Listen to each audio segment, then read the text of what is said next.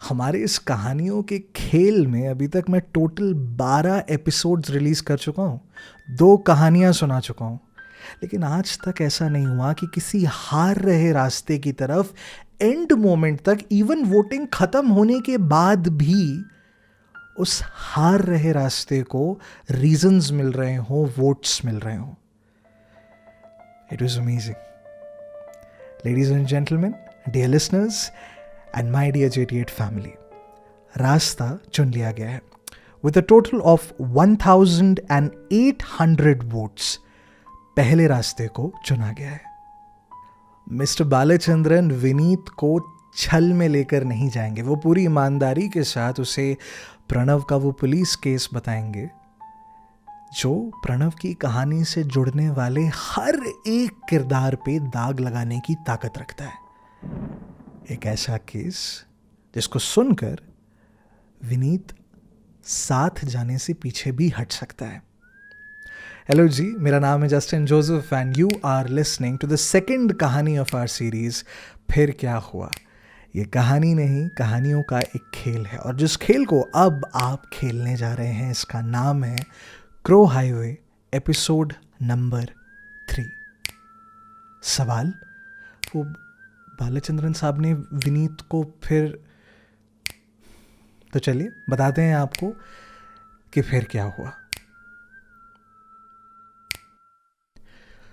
विनीत जो है वहां पे रखे एक ब्लैक काउच पे बैठता है और बालचंद्रन साहब सामने रखे उस काउच की ओर.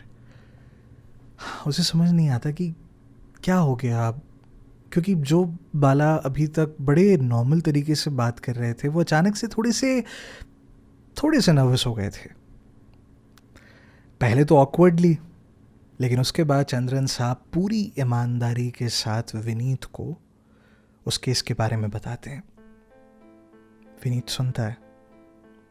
विनीत उस कहानी को सुनते समय शॉक्ड होता है, कई जगहों पे क्यूरियस होता है, कई जगहों पे कंफ्यूज्ड होता है, लेकिन वो कहीं पे भी अनकंफर्टेबल महसूस नहीं करता.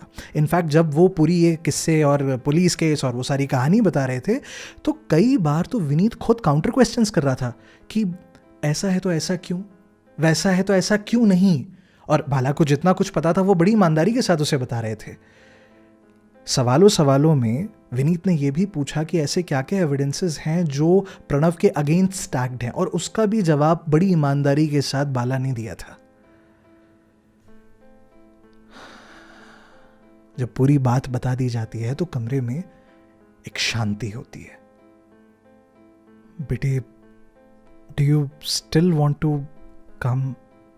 अरे सॉरी अंकल, वो मैं क्वेश्चंस जब पूछ रहा था उसका ऐसा इंटेंशन नहीं कि मैं मतलब पीछे हटना, जो इट्स जस्ट दैट कि I just wanted to know कि नहीं, that's fine, that's absolutely fine, but you are okay with this, like आप अब भी आना चाहते हो? Uncle, that was never in question, he is my friend. अगर वो एक प्रॉब्लम में है मैं पीछे क्यों हटूंगा? नहीं, thank you so much. You're not uncomfortable in any way. नहीं अंकल, मैं तो ऑनेस्टली समझ ही नहीं पा रहा हूँ. अगर मैं वहाँ जाके उससे मिल भी लेता हूँ तो ऐसा कोई नहीं, बट पुलिस केस और आपको इस बात से कोई दिक्कत नहीं है कि यू माइट आपका अपना एक करियर चल रहा है. एंड अंकल क्या ही हो जाएगा मैं जाके अगर उससे मिलता भी हूँ तो. आई मीन हम लोग 10-12 साल पहले एक दूसरे को जानते थे. आई डोंट थिंक, मैं किसी के सामने कोई झूठ तो बोल नहीं रहा हूँ. बाकी ओके थैंक यू बेटे. अरे अंकल थैंक यू क्यों बोल रहे हैं? बाकी अंकल वो टिकट्स का आपने मतलब नहीं, मैं सोच रहा था एक बार मैं तुमसे बात कर लूँ, अगर तुम कंफर्टेबल हो तो फिर मैं अपन दोनों का नहीं अंकल टिकट का देख लीजिए, वो फ्लाइट का लास्ट मोमेंट कुछ पता रहता नहीं है. श्योर बेटे. अंदर वो अपने बाकी के जो थोड़े कपड़े वपड़े कुछ पैक करने के हिसाब से चले जाता है, पर बालचंद्रन खुश भी होते हैं कि भाई ये साथ में चलने के लिए राजी है, सब जानने के बाद भी. लेकिन ओके, बालचंद्रन साहब जो टिकट्स बुक करनी होती हैं वो कर देते हैं, उनका ऑलरेडी सब कुछ सेट था, उनको बस बाय करना था और काम सब ख़त्म। इतने में वो आके फिर पूछता है, फिर शाम को इमीडिएटली निकलना था, तो जो लॉक्स वगैरह लगाने थे, जो उनके वहाँ के जो ओनर थे, जो फ्लैट वाले जो थे, नीचे एक चाबी एक जगह डिपॉजिट करवानी होती थी भैया, देखने के लिए कि भाई सिक्योरिटी विक्योरिटी सब मेंटेन्ड है क्या, बताना होता था कि भैया कहीं जा रहे हैं, वो सारी चीज़ें जो है ये ख़त्म कर रहा होता है। और बाला साहब कन्फ्यूज्ड। कन्फ्यूजन इस बात की नहीं कि वो मदद क्यों कर रहा है, अच्छी बात है यार, मदद कर रहा है तो क्या दिक्कत है, उनका खुद का बेटा है, लेकिन ऐसा तो नहीं कि 10 साल पुरानी दोस्ती थी, ऐसा तो नहीं कि 10 साल की दोस्ती थी। 10 साल पहले कॉलेज के फर्स्ट ईयर में 1 साल की एक दोस्ती, और वो भी पता नहीं 1 साल पूरे की नहीं।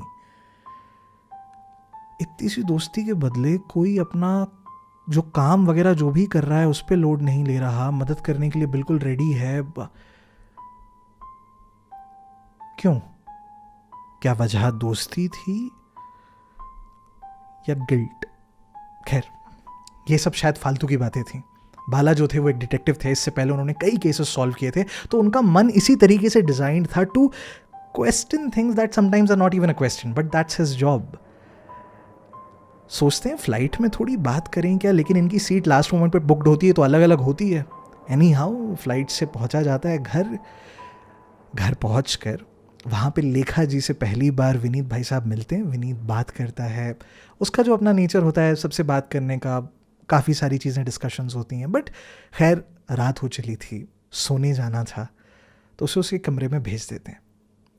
जब पूरा सब कुछ रूम के बारे में ऐसे दिखा के हंसते एकदम हॉस्पिटैलिटी के साथ, क्योंकि इसे खुश रखना है, जब तक ये प्रणव से मिलता नहीं है तब वापस आती हैं।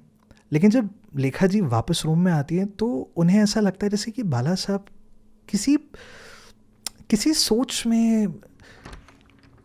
लेखा जी जो हैं वो कमरे में आती हैं, दरवाज़ा लगाती हैं, बैठती हैं, एक कन्फ्यूजन से भरे बालचंद्रन की ओर देखती हैं और पूछती हैं प्यार से, क्या हुआ? नहीं कुछ नहीं, बता दो, कुछ बोला वो? नहीं वो तो कुछ नहीं बोला, मैं तब से देख रही हूँ तुम उसको ना, एक तुम्हारी वो नज़र है, वो जो तुम ना किसी के अंदर से कुछ खोदने की जब कोशिश करते हो, कुछ प्रॉब्लम हुई क्या उसके साथ? नहीं प्रॉब्लम नहीं हुई है, वो बोलो। अरे, और फिर बाला साहब जो हैं वो पूरी की पूरी बात बताते हैं। कह रही ये मदद करने के लिए ऐसे कैसे तैयार हो गया इतनी आसानी से, मतलब अच्छी बात है तैयार हो गया, उनके बेटा है, फ़ायदा हो जाएगा, पर क्यों, ऐसा क्या था? तो तुमने पूछा? हाँ नहीं अभी नहीं पूछा। हर चीज़ कोई तुम्हारा पुलिस केस थोड़ी होता है, अगर तुम एक बार पूछ लोगे हो सकता है वो सीधा सीधा जवाब दे दे, हर चीज़ को तुम्हें इन्वेस्टिगेट थोड़ी करना होता है। नहीं मैं पूछूंगा, देखो कल एक बारी वो जाके मिल ले, फिर मैं उससे। सुनो चंद्रन, देखो हमारे ऊपर जितनी प्रॉब्लम थी ना, मुझे लग रहा है वो ख़त्म हो जाएगी। जितना था हमने सह लिया, जितनी प्रॉब्लम्स थी प्रणव ने भी सह ली। अब देखो उसने तुम्हें पहचान लिया है ना, अभी वो हमें जो विनीत को इतना टेंशन ले रहे थे कि क्या है विनीत, नाम मिलेगा कि नहीं मिलेगा, इंसान भी है, बिलबोर्ड है, क्या क्या तुम बोल रहे थे, अभी विनीत भी मिल गया। कल विनीत अभी मिला नहीं है क्या? जब तक प्रणव खुद पहचान नहीं लेता और बोलता नहीं है कि ये वही विनीत है, देखो मैं ये नहीं कह रहा कि चांसेस नहीं है इसके ज़्यादा होने के, चांसेस हैं कि यही वो विनीत हो, पर जब तक प्रणव अपने मुंह से नहीं बोल देता तब तक just don't get your hopes high. ये बात सुनते ही Lekha was trying to be positive, लेकिन चंद्रन साहब जो थे he was that reality mirror. उन्होंने देखा है इसके पहले failures in investigation of Pranav का पूरा स्टोरी। He was right. अगले दिन का इंतजार किया जाता है। सुबह होती है, वक्त के साथ हमारे जो विनीत साहब थे वो भी उठ जाते हैं, चंद्रन लेखा जी सब उठ जाते हैं, फ्रेश होते हैं। विनीत अपने घर से बहुत लंबे वक्त से दूर था। जब वो डाइनिंग टेबल पर जाकर बैठता है तो भले ही अपने घर का नहीं, लेकिन किसी और के घर का ही सही, जब उसे प्लेट पे गर्मा गर्म गोल गोल पूड़ियाँ, छोले की सब्ज़ी, आम का अचार, बिना सुबह उठकर कोई मेहनत किए, बिना किसी होटल ढाबे या रेस्टोरेंट जाए, जब ऐसे थाली में मिलता है ना, तो विनीत जैसे एकदम खैर, खाना ख़त्म होता है, विनीत खूब तारीफ़ करता है, थैंक यू बोलता है। लेकिन अब प्रणव से मिलने का वक्त आ चुका था। रिहैबिलिटेशन सेंटर पहुंचा जाता है। सुबह के 9 बजे वो वहाँ पहुँच चुके थे। बाहर बहुत प्यारा सा माहौल था, वहाँ पे पेड़ और पंछियाँ खूब होते थे, बड़ा स्वीट सा माहौल। फाइनली जब वो अंदर जाते हैं तो पता चलता है कि कुछ ही वक्त में प्रणव जो है वो वहाँ का जो डाइनिंग एरिया है वहाँ पे बुलवा देंगे। खाना वाना इन सब का, सुबह का ब्रेकफास्ट सब कुछ हो चुका था। आखिरकार वो वक्त आता है। बाला और लेखा ने तो देखा था अपनी औलाद को इतने सालों से, लेकिन इतने सालों के बाद सफ़ेद कपड़ों में एक 10 साल पुराना यार दिख रहा था। विनीत पहचान लेता है, प्रणव नहीं। दोनों बैठते हैं, भाला साहब लेखा जो है वो बात करते हैं। प्रणव जो है वो अपने पापा को रिकॉग्नाइज करता है, मम्मी को नहीं। और इस बात की चुभन लेखा के अंदर थी कहीं ना कहीं, इसलिए नहीं कि उसको क्यों, मेरे पति को क्यों पहचान लिया, इसलिए कि माँ है ना थोड़ा तो। खैर, इस पूरी कॉन्वर्जेशन के बीच में अभी तक बालाचंद्रन जो हैं वो विनीत को इंट्रोड्यूस नहीं करते। वो बस ये देखना चाहते हैं कि जब वो विनीत वहाँ बैठा रहेगा तो उन्हीं के बेंच में कोने में, तो क्या प्रणव खुद से उसे रिकॉग्नाइज कर पाता है। प्रणव बीच बीच में देखता है कि भैया कौन है, यहाँ क्यों बैठा हुआ है, मतलब उसे पता था ये लोग मुझसे मिलने आते हैं, लेकिन ये फाइनली इंट्रोड्यूस किया जाता है। दोनों का इंट्रोडक्शन करवाया जाता है, लेकिन इंट्रोडक्शन करवाते समय चंद्रन साहब एक बड़ी इंटरेस्टिंग चाल चलते हैं। वो विनीत का नाम नहीं बताते, वो बताते हैं कि तुम्हारा पुराना क्लासमेट है, कॉलेज में तुम लोग साथ में थे। प्रणव भी अच्छा ठीक है, वो जो बोल रहे हैं मान लेता है कि उसको भी पता है कुछ प्रॉब्लम तो है, मेमोरीज नहीं है उसके पास। खैर, कुछ समय के बाद चंद्रन साहब और लेखा जी जो बगल वाले टेबल पे जाके बैठ जाते, क्योंकि अब जो कन्वर्सेशन होनी थी वो इन दोनों के बीच में होनी थी। अब विनीत भी सामने बैठा हुआ है, बगल में उसके पापा मम्मी बैठे हुए हैं, तो अब दोस्त के साथ वैसे करके तो बात कर नहीं सकता, एक लहजा रखना पड़ेगा। ऊपर से दोस्त दोस्त लग भी नहीं रहा है, ये तो मेमोरी खो के, अब शक्ल सूरत तो सेम है लेकिन। और खाना वाना खाया? हाँ खाया। आपने खाया? आपने अंकल आपने कह रहा भाई, इतनी इज्जत तो तूने मेरे को कभी कॉलेज में नहीं दी। नहीं वो हाँ, मैं देखो, मैं एक बात बता, एक्टिंग क्यों कर रहा है बे? नहीं भाई साले, तेरे को मैं याद नहीं? मैंने सुना तू मेरे को बड़ा याद कर रहा है करके, तो मैं इतनी दूर से तेरे लिए मिलने आया तेरे को, लेकिन मैं याद नहीं। आपको मैंने कब याद किया? मैंने सुना कमरे में कॉपी वॉपी में कहाँ विनीत विनीत कुछ गोद वोद के रखा हुआ है, तो साले कोई और विनीत है क्या? बता साले, मैं बुरा मान जाऊंगा। मेरे अलावा एक तो तू बिना बताए कहाँ चले गया भाई? ये मतलब मैं अंकल से बात कर रहा था, तू आर्कियोलॉजी, भाई कुछ दोस्ती यारी में बताना नहीं होता क्या? आई एम रियली सॉरी यार। मैं प्रणव जो है वो अपने पापा को देख रहा है, बालचंद्रन साहब तो कह रहे हैं कि नहीं भाई हमको कुछ नहीं पता, तुम आपस में बात करके देखो। यहाँ पे जो है विनीत ऐसे पीछे थोड़ा रिलैक्स होता है, कॉलेज की कुछ पुरानी बातें और करने की कोशिश करता है, फिर एकदम से बोलता है, लेकिन साले मानना पड़ेगा, मुझे नहीं लगा था तो इतना घटिया इंसान होगा। नहीं आई एम सॉरी, मैंने कुछ, अबे तेरे लिए बंटी से 4 चांटे खाए मैंने। किससे? तो बंटी याद नहीं? साले सीनियर वीनियर को बुला के ले आया था, तेरी रैगिंग करने की कोशिश हुई थी, वहाँ पे बीच में गेहूं के बीच में घुन पिस गया, 4 चाटे भी खाए, उसके साथ में चश्मा था वो भी टूट गया। 2 हफ्ते तेरे चक्कर में साला बिना चश्मे के मैंने क्लासेस अटेंड की, कुछ समझ भी नहीं आ रहा था, पर तेरे को तो मैं याद ही नहीं। जैसे ये लड़ाई पिटाई वाली और रैगिंग वाली बात सुनता है तो प्रणव की आंखों में जैसे एक होता है ना क्यूरियोसिटी की, कुछ क्लिक हुआ जैसे। ये बात बाला साहब भी नोटिस करते हैं और विनीत भी, और दोनों पकड़ लेते हैं कि कुछ तो इसके मन में हुआ है। इमीडिएटली जो है वहां पे विनीत उस दिन को और डिस्क्राइब करते हैं कि क्या हुआ था, कैंटीन में कहाँ पे पिटाई हुई थी, किस बात पे पिटाई हुई थी, वो कौन थे, और वो सारी बातों के बीच में अचानक से प्रणव बोल पड़ता है, तेरा कान दिखा। और जैसे ही वो ये बात कहता है, विनीत इमीडिएटली अपना लेफ्ट ईयर पकड़ता है और उसे घुमा देता है। उसे एग्जैक्टली पता होता है वो कौन से कान की बात कर रहा है। उस दिन वहाँ पर जो इन लोगों के आपस में जो लड़ाई हुई थी, उस लड़ाई में ये भाई साहब के कान के पीछे एक स्कार आ गया था। काफ़ी गहरी चोट थी, एक ऐसी चोट थी जो एक निशान दे सकती है, और अगले कुछ महीनों तक के लिए निशान था भी। प्रणव को पता नहीं क्यों वो मार का वो एक इंसिडेंट याद आया जहां पर इसको एक बॉटल से पड़ी थी। जैसे ही वो अपना कान मोड़ता है तो पीछे एक निशान दिखाई देता है। वो देखकर विनीत तुरंत चलता है, अब याद आया कुछ?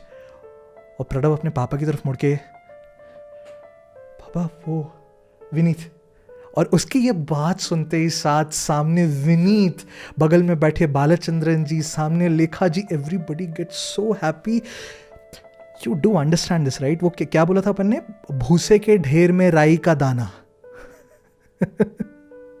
दीवारों में जिसका नाम गोदा गया था, पन्नों में जिसको लिखा गया था, इट वॉज कन्फर्म्ड ये वही विनीत है। लेखा जी जो होती हैं, शी कम्स अलोंग एंड वो विनीत को दोनों गालों को ऐसे पकड़ के उसको थैंक यू कहते हैं। उनकी आंखों में आंसू होते हैं that he has recognised someone else also. वो खुश होता है, थैंक यू कहता है, it's absolutely fine. Everybody was happy. लेकिन उस खुशी के माहौल में जैसे बालाचंद्रन साहब थे तो डिटेक्टिव, जहां पे सब खुश थे वहां पे उनके सवालों की लड़ी के लिए उनको एक हरी झंडी मिल गई थी, क्योंकि ये वही विनीत था जिसे याद किया गया था। क्यों? खैर, इतने में वहाँ पे एक नर्स आती है। एक मेडिकेशन होता है प्रणव का जो उसको खाना खाने के उतने वक्त के बाद देना होता है, और कुछ एक्सरसाइजेस होती हैं और वो करवाना उसी टाइम पे ज़रूरी है। तो एनीहाउ उसको वहाँ से लेके जाती हैं। वो तो कहीं जा थोड़ी रहे हैं, बाकी लोग तो वहीं बैठते हैं। लेकिन जहाँ पे वो 15-20 मिनट के लिए ले जाती है, तो जहाँ प्रणव बैठे होते हैं वहीं पे उसी जगह पर अब बालचंद्रन जी आके बैठते हैं, थैंक यू बोलते हैं। विनीत कहता है, कम ऑन अंकल, आप बार बार। और फिर वो उससे पूछते हैं, वैसे बेटे आपने कॉलेज क्यों छोड़ा था? जी, आपका वो इंजीनियरिंग कॉलेज राइट? अभी इसने तो आर्कियोलॉजी और पता नहीं क्या।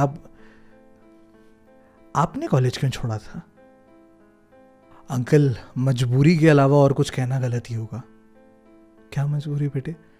अंकल, हम लोग उस टाइम पे जब पहली तो बात, प्रणव वॉज वेरी किस्मत वाला कि उसने जब छोड़ा कॉलेज तो छोड़ दिया। हम लोग जब सेकेंड ईयर में थे तो थर्ड सेमेस्टर के ख़त्म होते होते तक काइंड ऑफ एक चीटिंग स्कैंडल सा कुछ हुआ था एक कॉलेज में, जो हमारी यूनिवर्सिटी के अंडर में ही आता था। लेकिन बाय द टाइम हम लोग फोर्थ सेमेस्टर तक पहुँचे, तब तक उस स्कैंडल के अंदर टोटल 4 कॉलेजेस फंस चुके थे। एंड बात इतनी ज़्यादा फैल गई कि फिर बाद में ऐसा कुछ हो गया कि बहुत सारे मतलब कॉलेजेस हैं इसके अंदर इन्वॉल्व। इनफैक्ट हमारी जो यूनिवर्सिटी है वो किसी तरह का कोई चीटिंग करवाती थी, पेपर लीक्स होते थे और प्रोफेसर्स के पास पेपर चला, इस तरह की बातें होने लगी। हमारा कॉलेज फंसा तो नहीं, लेकिन अंकल वो हमारी यूनिवर्सिटी को ब्लैकलिस्ट कर दिया था और हालत काफ़ी बुरी थी। अब हम लोग सेकेंड ईयर में तो समझ नहीं पाए कि कॉलेज छोड़ना चाहिए कि नहीं, लेकिन by the end of second year हमें इतनी कंपनीज़ ने ब्लैकलिस्ट कर दिया था कि अगर हम लोग अपनी डिग्री उठा भी लेते तो भी कोई सेंस नहीं बनता, क्योंकि नौकरी तो मिलती नहीं। और जहाँ नौकरी इतने बड़े एमएनसीज में नहीं मिल रही तो फिर इतनी पैसे लगा के डिग्री देने का। अच्छा, वो ये सब कह रहा होता है तो इस बीच में बाला साहब तो सारी फाइल, सारा रिकॉर्ड, सब कुछ लेके आए थे जितना उन्होंने इस पूरे ट्रिप के अंदर रखा था।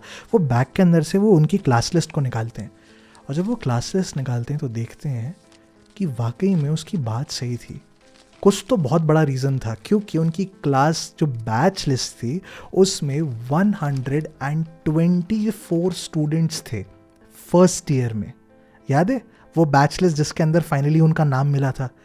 और फिर वो वाली लिस्ट निकालते हैं जो फोर्थ ईयर वाली मिली थी, जिसके अंदर प्रणव और विनीत दोनों का नाम नहीं था। और उस लिस्ट में पता चलता है कि इनकी जो वो बैच थी कंप्यूटर साइंस वाली, उसके अंदर सिर्फ और सिर्फ 72 स्टूडेंट्स बचे हुए होते हैं। बाकी सारे स्टूडेंट्स विनीत ने बताया होता है। And is what ever he was saying that checks out. Oh sorry, ये पता नहीं था मुझे uncle, it was a long time back, क्या कर सकते हैं। तो फिर एनी हाउ हम लोग एक दूसरे कॉलेज गए और प्रॉब्लम ये हो गई कि उन्होंने हमारा फर्स्ट ईयर तो खैर कहा कि हम लोगों ने बेसिक किया हुआ है तो दिक्कत नहीं है, मगर फिर हम लोग को सेकेंड ईयर दोबारा से रिपीट करना पड़ा, तो हम लोगों को थोड़ा सा वहाँ पे नुकसान भी हो गया था। ओह बेटा, वो क्या है ना कि मैं प्रणव की लाइफ में इतना था नहीं, स्कूल और कॉलेज और इन सब के टाइम पे, तो मेरे को तो उसके दोस्त क्या हैं, ये तो मम्मी को बात करता था वो। अभी आपको ढूंढते समय बात करी तो कभी उन्होंने भी आपका नाम नहीं सुना, और ये अंकल अब मैं तो क्या ही बोलूँ वहाँ पे। अरे नहीं नहीं, हम तो थैंक यू बोल रहे हैं, क्योंकि मैं तो बेटा इतना हेल्पलेस फील कर रहा हूँ कि मैं कुछ, अरे अंकल ऐसे ही क्यों बात कर रहे हैं आप, वो तो हेल्पलेस तो अब हो जाएगा, सबका हील करने का अपना अपना टाइम होता है, अब शायद वो वापस रिकवर करने लग जाए। बातों बातों में एक हंसी मजाक और थोड़ा इधर उधर की ऐसे चलती रहती है।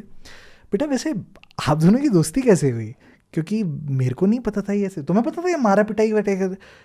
लेखा जी जो नहीं कहती, हमको कहाँ बताया ऐसा कुछ कि लड़ाई वड़ाई करता है जाके। नहीं नहीं अंकल, लड़ाई नहीं करता, और सच बोलो तो उसकी कोई गलती भी नहीं थी, उसकी रैगिंग लेने की कोशिश हो रही थी, तो तब तक आप लोग मतलब दोस्त बन चुके थे। अंकल वो भी एक अलग किस्सा है, वो एक्चुअली में क्या था, फर्स्ट ईयर में क्या हो गया, अरे नहीं वो मतलब वो मेरे को एक लड़की पसंद थी। अरे तो बेटा वो तो मतलब लेखा जी से मैं पोस्ट ग्रेजुएशन के दौरान मिला हूँ। क्या बात कर रहे हैं, हाँ तुम बताओ।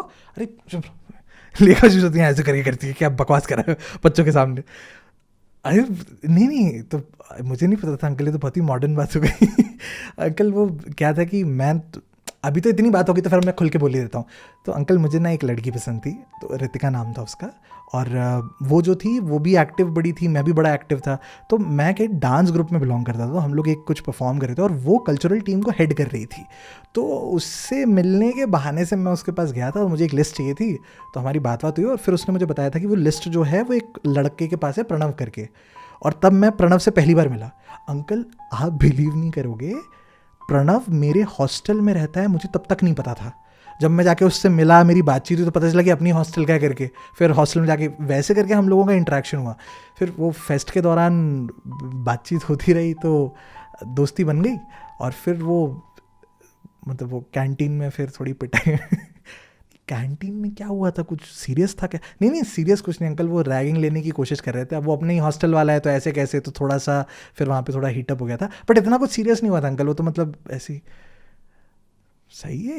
इतना को करिकुलर वाला है प्रणव, हमको नहीं पता था। ठीक है, उस बात को भी वहाँ पर रखा जाता है।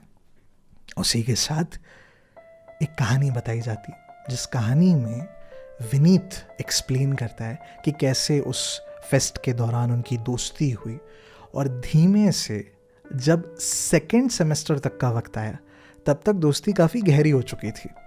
दोस्ती कैसी थी? प्रणव अपने आप में अकेले रहने वाला एक इंसान, एक प्रॉपर इंट्रोवर्ट। उसका दोस्त था विनीत। कुछ तो बात थी इन दोनों में, बहुत क्लिक होती थी। विनीत का खासम खास बन चुका था प्रणव। विनीत की गर्लफ्रेंड थी रितिका, वही रितिका जिसपे ट्राई मारा जा रहा था फर्स्ट ईयर में। रितिका की जो बेस्ट फ्रेंड थी वो थी दिशा, जिसको उस दिन फोन लगाया था। ये पूरी स्टोरी जो होती है वो बालाचंद्रन साहब को एक्सप्लेन करता है। तो फिर फर्स्ट ईयर के बाद आप लोग मतलब फर्स्ट ईयर में पूरा साथ में ही रहे आप लोग? अंकल मैं पहले तो कॉलेज के हॉस्टल में ही हम लोग साथ में थे, फिर जब सेकंड सेमेस्टर आया तो मैं इंडिपेंडेंट में शिफ्ट हो गया था। प्रणव तो वहीं पे था, हॉस्टल में ही था, लेकिन वो मतलब हम लोग सब साथ में ही रहते थे मोस्ट ऑफ द टाइम। बेटा इट्स जस्ट बिट वियर्ड, क्योंकि इतना कुछ हो रहा है लेकिन कभी भी उसने कभी आपका नाम नहीं लिया। मेरे को नहीं पता अंकल ऐसा क्यों किया, लेकिन मुझे लगता था कि ऑनेस्टली अंकल क्या है कि हम लोगों की दोस्ती जो थी वो फर्स्ट ईयर में एक होता है ना कि सब लोग दोस्त होते हैं, और तो वी वर गुड फ्रेंड्स। और ओके फिर मतलब फर्स्ट सेमेस्टर आप लोग बस वैसे ही साथ में, तो हम लोग दोस्ती भी जो ज़्यादा हुई थी, और हम चारों का जो सर्कल बना था उसके पीछे की वजह यही थी कि हम कई बार ऐसे हैंग आउट कर लिया करते थे। और मेरे घर में क्या है कि अंकल ऐसे दिक्कत नहीं थी दोस्तों को बुलाने की, तो हमारे घर पे ही सब लोग जनरली, कभी पार्टी हो गई तो कभी ये सब। ओके बेटा, वैसे एक क्वेश्चन था मेरा, जी पूछिए ना। ये जैसे तुमने कहा कि तुम और रितिका जो है तुम दोनों आपस में रिलेशनशिप में थे। जी अंकल, तो ये जो प्रणव और दिशा, इनके नहीं नहीं नहीं नहीं नहीं अंकल, वह वो तो कुछ नहीं, कभी वैसा नहीं। प्रणव मुझे पता नहीं क्यों अंकल, एक डाउट था, बताता तो नहीं था, लेकिन मुझे ऐसे एक डाउट है, उसको क्लास में कोई शायद पसंद थी, पर उसने कभी ऐसा बताया नहीं, वो बहुत अपने अपने में ही रहता था। और दिशा का तो ऑलरेडी उस टाइम पे शायद कोई और था, तो उनके वो अंकल दोस्त इसलिए थे क्योंकि मैं और रितिका रिलेशनशिप में थे, तो वो मेरा दोस्त और दिशा जो थी वो रितिका की दोस्त, बस। ओके ठीक है नहीं, मैंने सोचा कि कहीं ऐसा तो नहीं कि वो प्यार व्यार का कुछ हो, और फिर नहीं नहीं नहीं अंकल, वैसा तो कुछ भी नहीं। अच्छा बेटा, अगर बुरा नहीं मानो तो एक बात और पूछूं। अंकल प्लीज़, आप ये बात बात में बुरा तो नहीं मानो करके मत बोलिए, आप ऐसे क्यों बोल रहे हैं, आप पूछिए ना आपको जो पूछना है। बेटा thank you for helping and coming, ऐसे प्रणव से आप आके बात की, बहुत अच्छा लगा, we indebted to you. Uncle कैसे, नहीं मैं बस इतना कह रहा था कि थोड़ा सा अजीब लगा कि बेटे आप मतलब ऐसा तो नहीं कि आप उसके बाद कभी कॉलेज के मिले, आपने मना कर दिया था मुझे, मैंने आपसे आपके अपार्टमेंट नहीं पूछ लिया था। फिर बेटा मतलब तब तो आप लोग टीनेजर्स भी थे जब आपकी दोस्ती हुई है, कॉलेज फर्स्ट ईयर में, क्या 18-19 साल के हो तुम लोग। ये 1 साल की दोस्ती, 10 साल पहले का किस्सा, मैं कह रहा हूँ पुलिस केस है, और तुम्हें कोई दिक्कत नहीं हुई। नहीं नहीं अंकल, वो तो फ्रेंडशिप रहती तो नहीं बेटा, मतलब थोड़ा सा ऑकवर्ड है क्या कि देखो स्कूल की दोस्तियां तो टिकती हैं, वो अलग मुद्दा होता है, कॉलेज में एक तो वैसे ही इतना कम मिलना, उसमें भी तुम लोग 1 साल मिले हो, फिर अभी तुम्हारा करियर भी है, और मैं जब तुम्हें कह रहा हूँ पुलिस केस है, तुम हल्के से भी नर्वस नहीं हो रहे हो, ऐसा भी नहीं कि मैं तुम्हें कन्विंस कर रहा हूँ कि बेटा प्लीज़ आ जाओ तुम, तो थोड़ा इसे थोड़ा सा ऑकवर्ड लगा इसलिए। नहीं नहीं अंकल ऐसा कुछ भी नहीं, वो तो, लेकिन इस बात में बालाचंद्रन एक चीज़ नोटिस कर लेते हैं कि यहाँ पर यहाँ पर विनीत थोड़ा सा ऑकवर्ड हुआ था। विनीत कुछ तो था जो बता नहीं रहा था कि वो क्यों इतना उतावला हो गया दोस्ती में, या बात कुछ और थी। खैर उससे पूछ ही रहे होते हैं तो इतने में वो जवाब में बोल देता है कि नहीं अंकल, तो ऐसी वो तो थोड़ा पर्सनल रीजंस भी हैं कि दोस्ती रही, और उसने भी काफ़ी उस टाइम पे मदद एंड ऑल, इसलिए मैं बेटे क्या है ना कि I am a retired detective, तो अब तो वैसे दिन नहीं है मेरे, लेकिन बेटे स्टिल मेरा ब्रेन तो वैसे ही है ना कि मेरे सामने अगर एक पत्ता उल्टा रखा हुआ है and you are telling me I can't read that, में थोड़ा सा जस्ट थोड़ा सा ऑकवर्ड लगा, तो नहीं इसलिए मैंने पूछा बेटा, डोंट माइंड। नहीं नहीं अंकल, ऐसा बात हुई भी होती है कि इतने में वहाँ पे जो डॉक्टर साहब होते हैं वो आकर के बालाचंद्रन से मिलने के लिए कहते हैं। दरअसल उनको जो है दूसरे विंग में भी जाना होता है, वहाँ पे भी पेशेंट्स है ना, तो पर उन्हें कुछ बात करनी थी एक बार इनसे। ठीक है कह के वो विनीत और लेखा जी जो होती हैं वो साथ में बैठे होते हैं, वो 1 मिनट कह के बाला साहब जो होते हैं वो निकलते हैं, चेम्बर के अंदर जाते हैं। लेकिन जब चेम्बर में जाते हैं तो वहाँ पे वो और डॉक्टर अकेले नहीं होते, अंदर एक नर्स भी होती है, नर्स सुमित्रा, वही जिन्होंने बताया था कि प्रणव के स्केड्यूल में कुछ भी नहीं बदला है सिवाय उस पेंटिंग के और उस किताब के। और वही किताब उस टेबल पे रखी हुई थी। उस इंस्टीट्यूशन में हर पेशेंट के लिए एक नर्स असाइंड होती थी, एक नर्स जो इस बात का पूरा ध्यान रखेगी कि इस पेशेंट के साथ कितना मेडिसिन जा रहा है, उसका कुछ बेटर हुआ क्या कंडीशन में, सवाल जवाब। There was also a questioner जो प्रणव को हर 2 दिन में, हर 1 दिन में, हर हफ्ते वाला भी एक अलग था, तो ये सब एक नर्स टेक केयर करती थी। And Sumitra was one of those people जो प्रणव के साथ बहुत लंबे टाइम से जुड़ी हुई थी।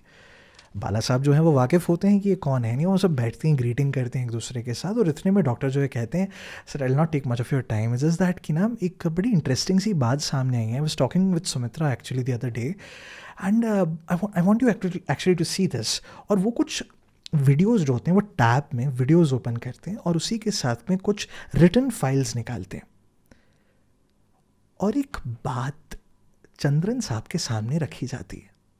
किस्सा उस किताब से रिलेटेड था। सुमित्रा जी बताती हैं कि जब भी वो बैठ कर के प्रणव से बात किया करती थी, मतलब रेगुलर बेसिस पे बातचीत होती रहती थी देखने के लिए कि पेशेंट के मन में क्या चल रहा है, प्रणव कई सारी चीज़ें बताता था। खासकर जब उसने वो किताब पढ़ना शुरू करी थी तो किताब की कहानी बताता था कि आज मैंने ये चैप्टर पढ़ा, आज मैंने ये वाला पन्ना पढ़ा, उसमें ये हुआ, ऐसा हुआ, ऐसा हुआ।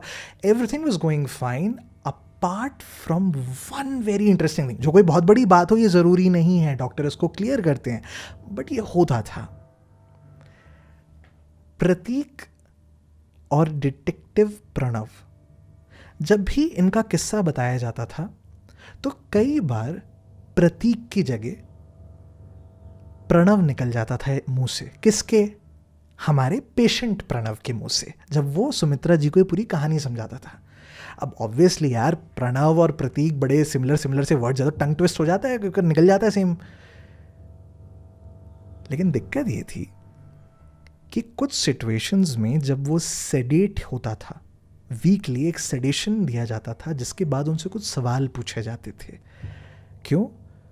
क्योंकि Pranav was not one of the regular patients over there, एक पुलिस केस में इन्वॉल्व था, तो कुछ ऐसे टेढ़े सवाल भी उससे पूछे जाते थे। पर उन सब के बीच में जब ये सवाल उससे पूछा जाता था कि स्टोरी में आज उसने क्या देखा, तो उसमें एक दो जगह रिकॉर्डेड था कि वो बार बार प्रतीक की जगह प्रणव बोलता था। जब उसको कंफर्म करवाने के लिए कहते थे कि तुमने वो मीन किया ना, तब भी वो नाम प्रतीक नहीं लेता था, प्रणव लेता था। अब स्टार्टिंग में तो ये लगा कि ये सब डिटेक्टिव प्रणव की बातें हो रही हैं, लेकिन उसके बाद नर्स ने एक बड़ा इंटरेस्टिंग साइड जो है उसको अप्रोच किया। कब?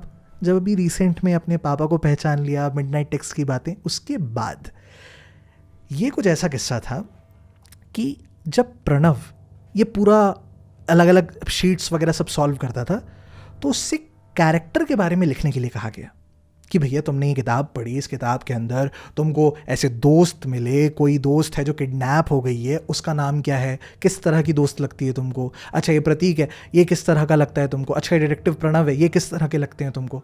तो वो लिखा करता था, और लिखते समय ना तो बड़ी गजब की चीज़ें दिखाई दी।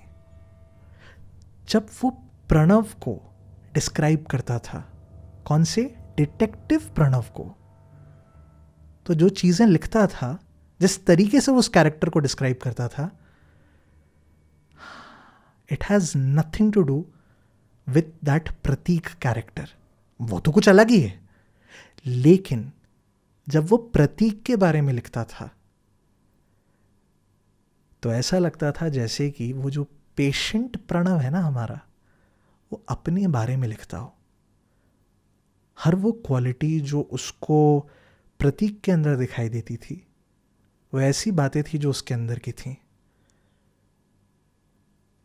सर एक्चुअली में क्या होता है, ये जो टीवी सीरीज़ हो गई, मूवीज़ हो गई, किताबें हो गई, इनमें एक चीज़ कई बार ऑब्जर्व करी जाती है कि अगर आप किसी कैरेक्टर के अंदर कुछ अपनापन देखते हो, आपके अंदर की बात उधर देखते हो, तो आप ना सिंपथाइज करने लग जाते हो उस कैरेक्टर के साथ। हमें पता नहीं क्यों ऐसा लगा जैसे कि प्रणव जो है वो प्रतीक के कैरेक्टर के साथ ना कई बार ऐसा महसूस करता था जैसे उसकी लाइफ है। जैसे प्रतीक, अगर आपने ये किताब पढ़ी होगी, आपने नोटिस किया होगा, वो भी एक बड़ा इनोसेंट सा बच्चा है जो फंस गया गेहूं के साथ घुन पिसने वाला टाइप का एक सिचुएशन में। इसकी भी सिचुएशन कुछ वैसी ही थी। हमको ये समझ में नहीं आया कहीं ऐसा तो नहीं हुआ कि इस कैरेक्टर के अंदर चूंकि वो अपने आप को देख पा रहा है इसलिए उसकी मेमोरी ट्रिगर हुई हो। एंड सर दैट्स व्हेन हमने एक और एक कैरेक्टर के बारे में देखा, और तब निकल के आता है डिटेक्टिव प्रणव का समराइजेशन। डिटेक्टिव प्रणव के बारे में हमारे जो ये प्रणव भाई साहब है, इन्होंने जिस तरीके से लिखा था, कुछ ऐसी क्वालिटीज थी, पढ़ के सुनाते हैं। वहां पे लिखा गया था बड़ा ही गट्सी डिटेक्टिव है, यानी कि गट्स पे जाने वाला, ठीक है, रूल्स वूल्स इन सब से उसको कोई फर्क नहीं पड़ता। अगर उसको लगता है कोई चीज़ सही है तो वो किसी भी हद तक जा सकता है उस केस को सॉल्व करने के लिए। ठीक है, अच्छी बात है। डिटेक्टिव प्रणव का कैरेक्टर कुछ इस तरीके का दिखाया गया। एक पुराना टेस्ट निकलवाया गया, एक ऐसा टेस्ट जिसमें प्रणव ने जब अपने पापा को रिकॉग्नाइज किया था तो उससे पूछा गया था कि वो अपने पापा को किस तरीके से देखता है, और उसने बालाचंद्रन जी के बारे में जो बातें लिखी थी, that was he was a gutsy detective. अगर उन्हें लगता है कि कोई सही है तो वो किसी भी हद तक जा सकते हैं, रूल्स तोड़ने के लिए सक्षम हैं। इनफैक्ट उन्होंने बालाचंद्रन के बारे में एज अ डैड बहुत कम चीज़ें लिखी थी, बट प्रणव ने एज अ डिटेक्टिव कई बातें लिख दी थी।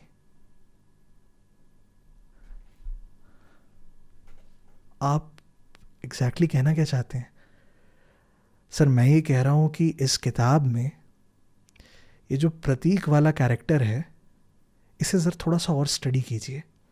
ज़रा ये बताइए कि ऐसी कौन सी सिमिलैरिटीज़ हैं इस कैरेक्टर की जो आपको लगता है कि आपके बेटे के साथ मिलती हैं।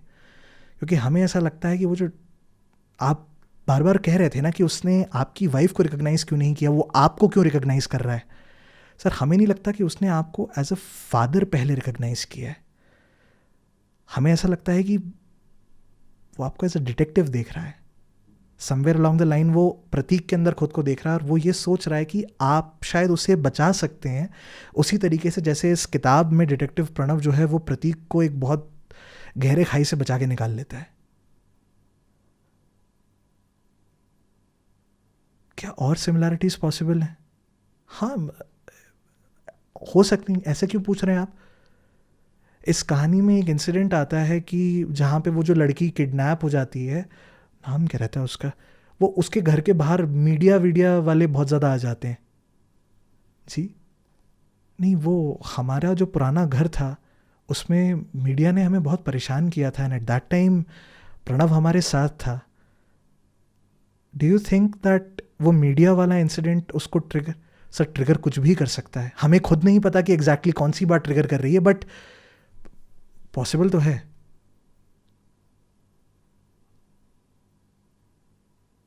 सर, इफ दैट्स ट्रू तो सर एक और कैरेक्टर है। सॉरी, मैं समझा नहीं। सर, ये जो प्रतीक रहता है कहानी में, there is another friend of his, वो जो बहुत सपोर्ट, अब्बास, सुमित्रा जी कहती हैं अब्बास करके, या दैट गाय। किताब में कई जगह पे मेंशंस है जहाँ पे ऐसे सिचुएशंस थे जहाँ अब्बास बच सकता था, लेकिन वो ऐसा कुछ बोल देता है जिसके कारण वो प्रतीक को डिफेंड करता है, मगर उस चक्कर में वो खुद भी फंस सकता है। तो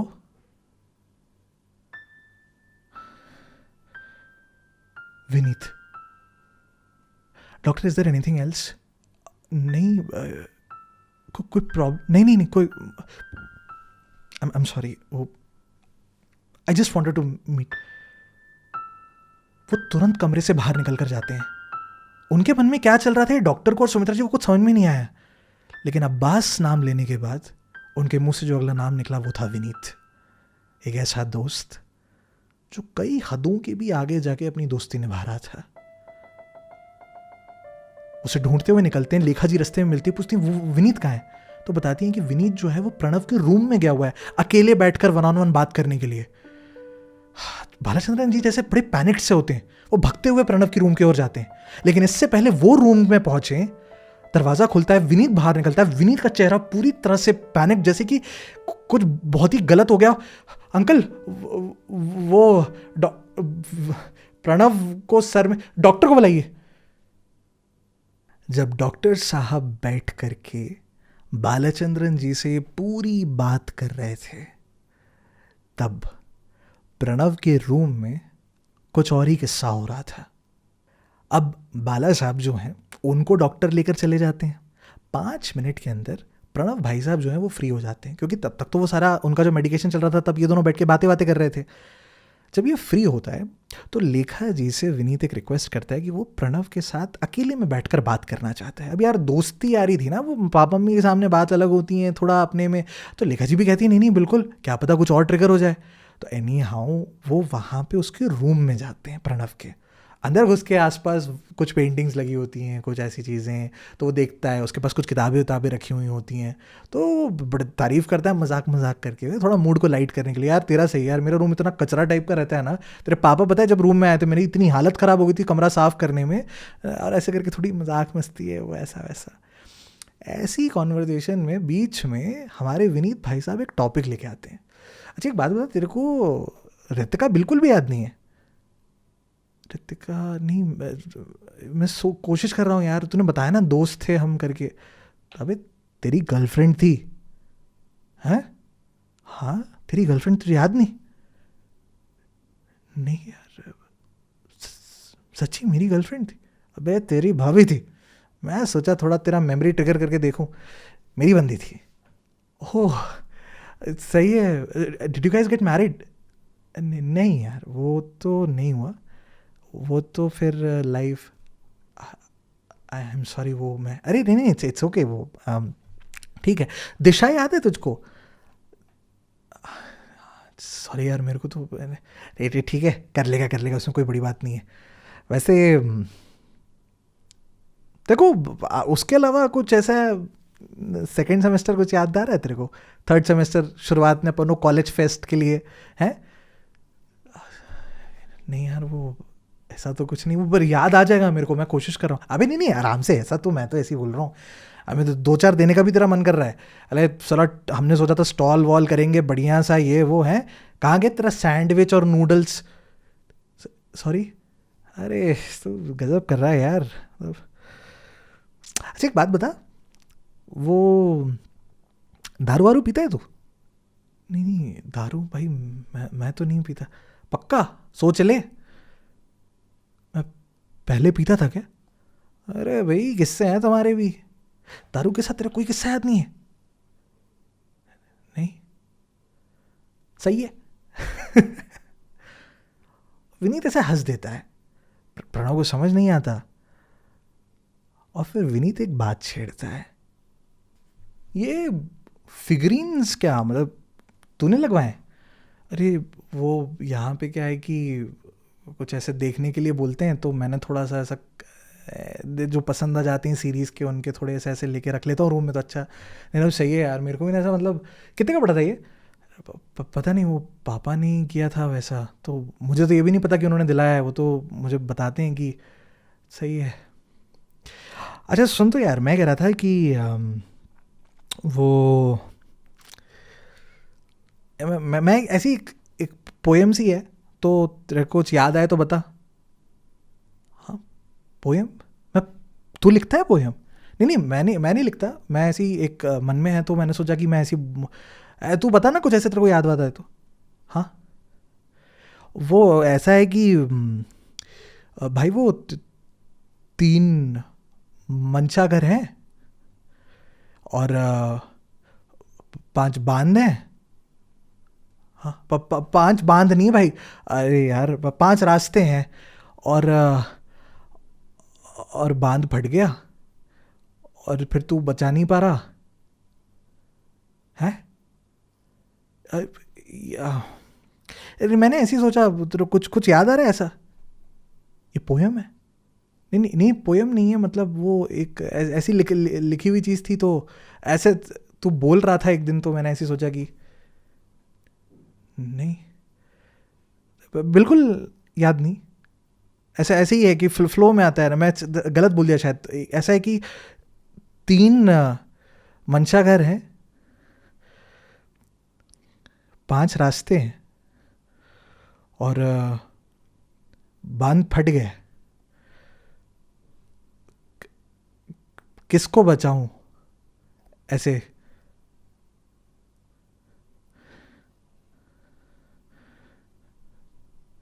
नहीं नहीं पता भाई, सोच के देखना यार।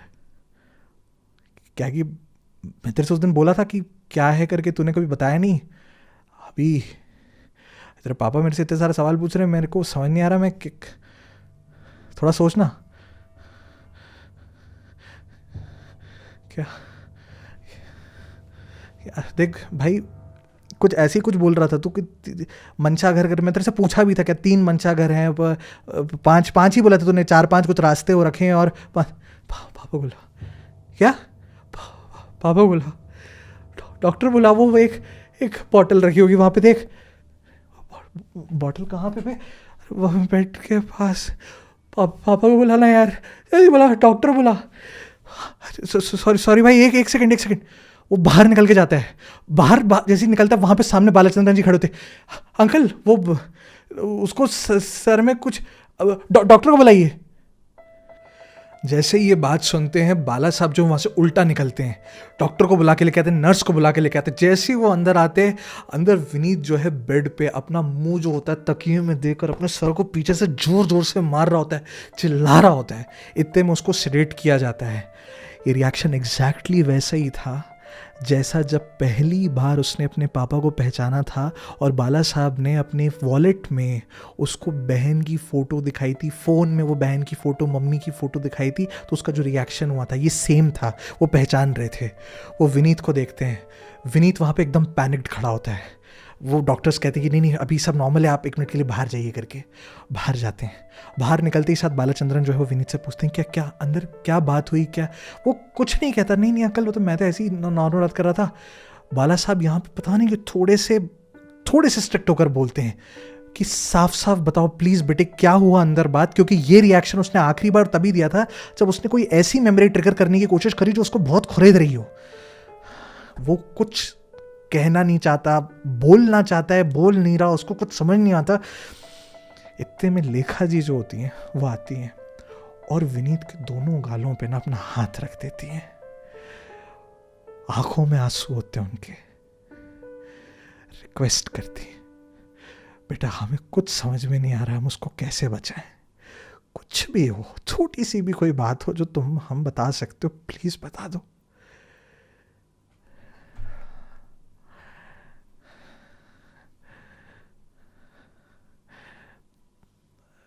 विनीत डाइनिंग रूम की ओर जाता है, वहां बैठता है। सामने के साइड लेखा जी और बालाचंद्रन साहब बैठते हैं। अंकल मैं ये चाहता था कि ये जो बात है अगर उसको याद आ जाए और फिर वो बात कर ले तो बेटर रहता, क्योंकि मुझे नहीं पता ये क्या है। सॉरी। क्या बात बेटे, जो भी है आप बेटे ईमानदारी के साथ बताओ, कोई कुछ नहीं, हमने आपके साथ कुछ छुपाया क्या। नहीं अंकल मैं रिस्पेक्ट करता हूँ उस चीज़ की। वो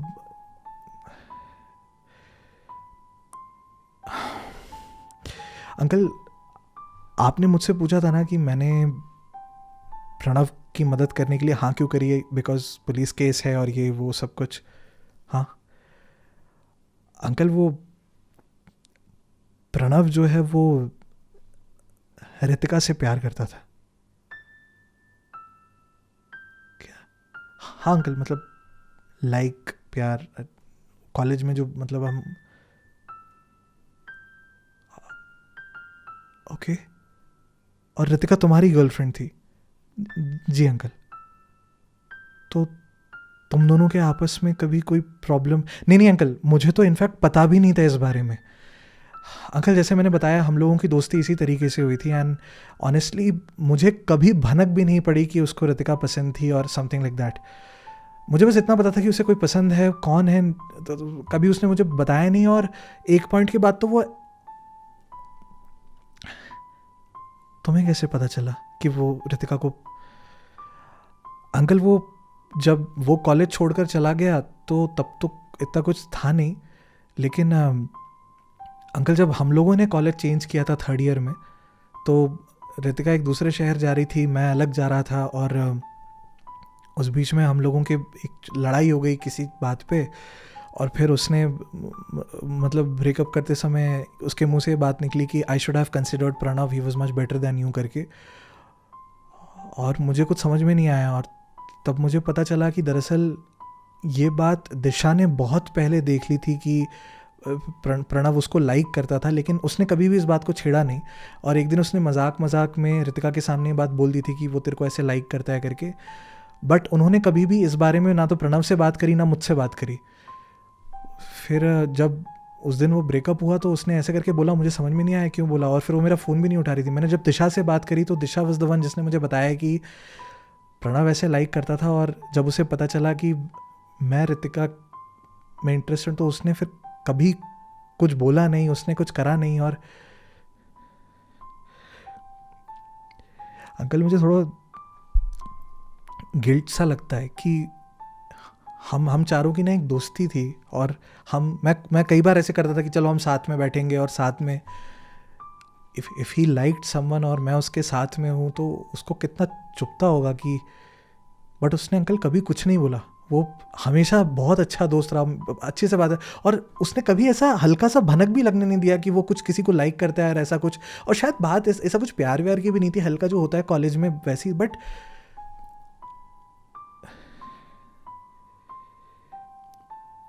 सर बोलते सब कोई हैं कि ब्रो कोड होता है, ऐसे लड़कों को करना चाहिए, लेकिन ऐसा वाकई में हो बहुत अच्छा। I always wanted to thank him, even though मैं और रितिका साथ में नहीं रहे, लेकिन I just really wanted to thank him for being a good friend. पर उससे पहले ही उसने कॉलेज बदल लिया और उसने कभी मुझे कुछ बताया भी नहीं। और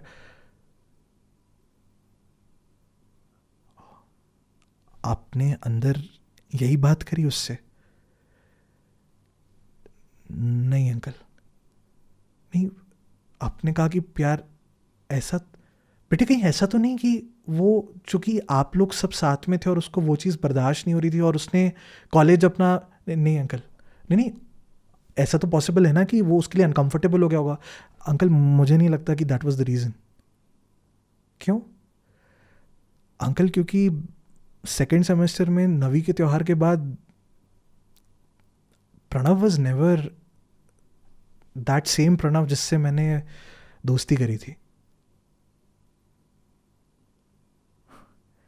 नवी के त्यौहार, सेकेंड सेमेस्टर, प्रणव का पहला कॉलेज।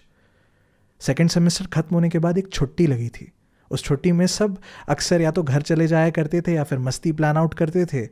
पर उस टाइम पे जो सेकेंड सेमेस्टर की छुट्टी थी वो नवी के त्यौहार के साथ एकदम बढ़िया अलाइन हुई थी। एक 20-25 दिन की छुट्टी जहाँ बढ़िया अपने घर जा रहे हो, त्यौहार एंजॉय कर रहे हो।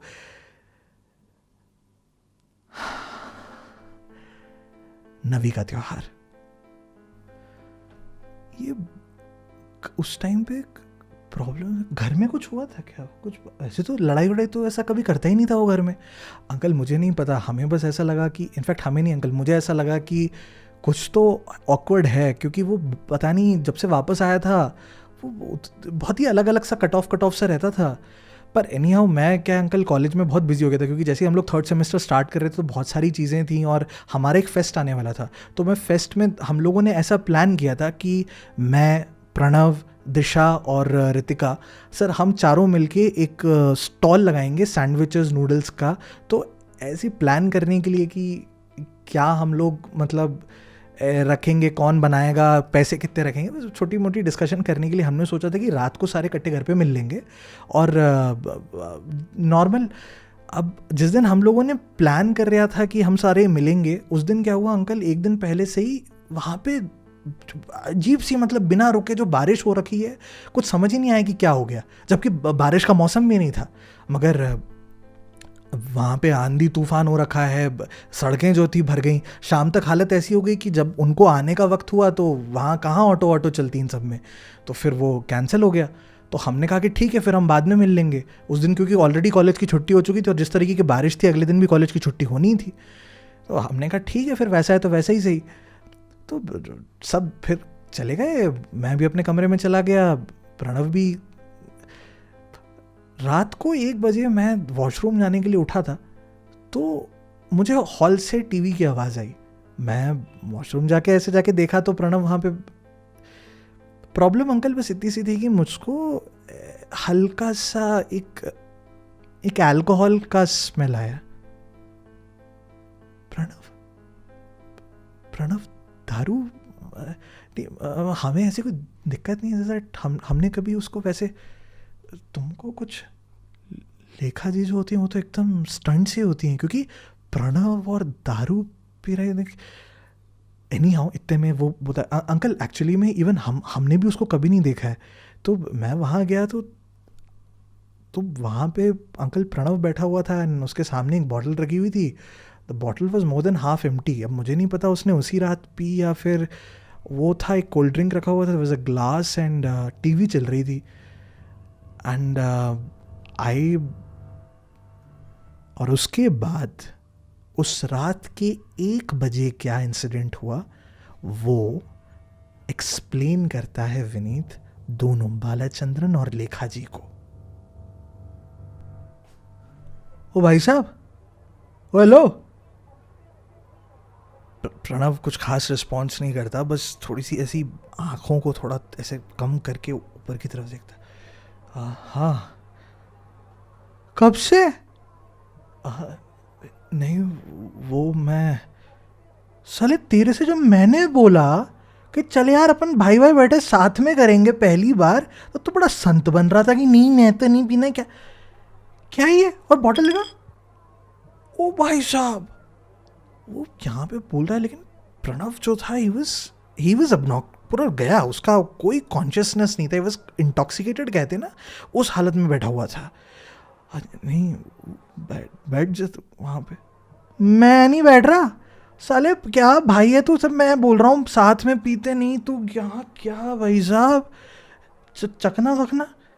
वो प्रणव जो था ऐसे सर हिला देता है और he was completely out of the zone. वो बात भी नहीं कर पा रहा ढंग से। सही है बेटे, सही है। तू घर गया, वहाँ पे भी है तू? नहीं वो थोड़ा ऐसी मन में चल रहा था तो थोड़ा बैठ जा तू। अरे नहीं बैठ रहा भाई, तू रहने दे भाई, दोस्ती दिखा दी तूने अपनी, पी ले।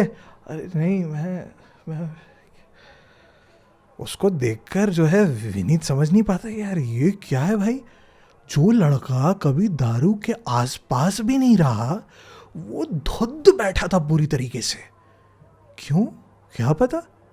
ये बातचीत चली रही होती है कि इतने में वहाँ से ये जनाब जो है ये हल्का करके करते हैं, तो विनीत को लगता है उल्टी से, ओए ओए ओए यहाँ नहीं भाई, ओए उठ उठ उठ, चल वॉशरूम चलेंगे। नहीं ठीक बैठ अभी चलना यार, अभी वॉशरूम चलते, यहाँ पे करेगा भाई फिर वो साफ सफाई। बैठ जा 2 मिनट, बैठ। वहाँ पे विनीत बैठता है, उसको पहले तो सीधा करता है कि भैया कुछ ऊँग मत देना यहाँ पे। तुरंत वहाँ पे एक बाल्टी रखी होती है जो उनकी डस्टबिन होती है, वो लेके आता है वहाँ पे, पर उसको भी दूर रखता है कि डस्टबिन से स्मेल आ रही है, वो स्मेल सूंघ के कहीं और उल्टी ना कर दे। ये इसको समझ में नहीं आ रहा यार ये क्या ही। और अचानक से एक लड़का जो कहीं इन सब के आसपास नहीं है, पूरी तरह से इंट्रोवर्ट, कहाँ दारू पी रहा, आधा खंबा निपटा दिया, क्या चल रहा है ये। पर ये बातें चल रही होती हैं उतने में यहाँ पे जो प्रणव है वो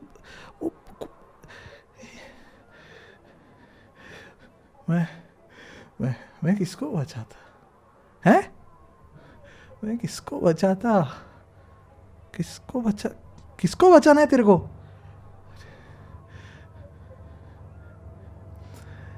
तीन वंशागर थे हैं?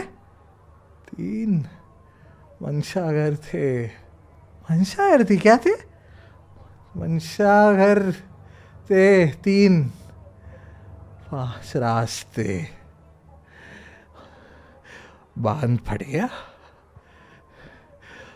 किसको बचाता? क्या भाई, क्या तू मेरे भाई तू सुन ना, उठ जा अभी कमरे में चलते हैं, पहले अपन वॉशरूम चलते हैं, फिर कमरे में चलते हैं और कल बात करेंगे अपन। सुन ले यार, कभी तो बोलता हूँ। मैं किसको बचाता? नहीं भाई तू किसी को मत बचाना, मैं बचा लूंगा सबको। अभी तो उठ तो जा। 3 वंशागर थे, 5 रास्ते मेरे भाई, 5 रास्ते, और फिर बांध फट गया। तू उठना। मैं किसे बचाता? अरे तू किसी को मत बचा, तू क्या बक रहा है बे तू? और वहाँ पे विनीत उसको नॉर्मल करने की कोशिश कर, लेकिन ये तीसरी बार दोबारा से रिपीट करता, और ये बताने के बाद प्रणव फूट फूट के रोने लगता है। प्रणव क्या मतलब, अभी विनीत को कुछ समझ नहीं आ रहा।